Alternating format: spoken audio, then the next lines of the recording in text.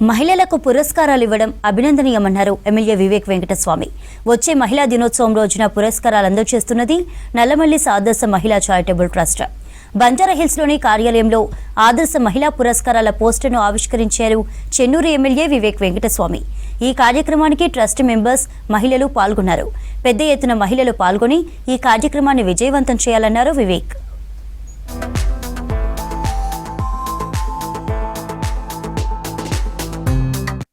మా వివేక్ వెంకటస్వామి గారిని కలవడం జరిగింది. మా నల్లమల్లి ఆదర్శ మహిళా charitable trust 10th anniversary celebration చేస్తున్నాము అంతర్జాతీయ మహిళా దినోత్సవం రోజున.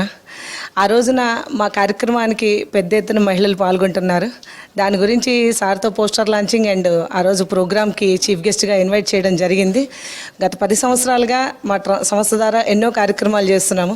సో మహిళా దినోత్సవం రోజున మహిళలతో కార్యక్రమం చేయాలని ఒక సంకల్పంతో మా టీం మెంబర్స్ అందరం డిసైడ్ చేసుకొని ఈ ప్రోగ్రామ్ని ప్లాన్ చేస్తున్నాము.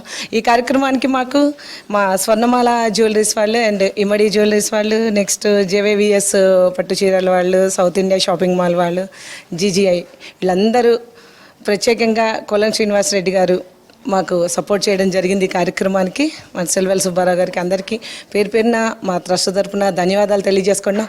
సో ఈ కార్యక్రమానికి మహిళలందరూ అత్యధికంగా పాల్గొని కార్యక్రమాన్ని సక్సెస్ చేయాలని కోరుకుంటున్నాం.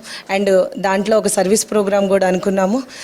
దానితో పాటుగా 10 మంది 10th ఇయర్ సందర్భంగా వివిధ రంగాల నుంచి 10 మంది మహిళల్ని తీసుకోవడం జరుగుతుంది. వాళ్ళకి ఆదర్శ మహిళా పురస్కారాలు అందిస్తున్నాము ఆ రోజున. సో ఈ కార్యక్రమాన్ని మీ అందరూ మహిళలందరూ పాల్గొని జయప్రదం చేయాలని కోరుకుంటున్నాను. మాది స్వర్ణమాల జ్యువెలర్స్, మదీనాగూడ, చందానగర్ అండి.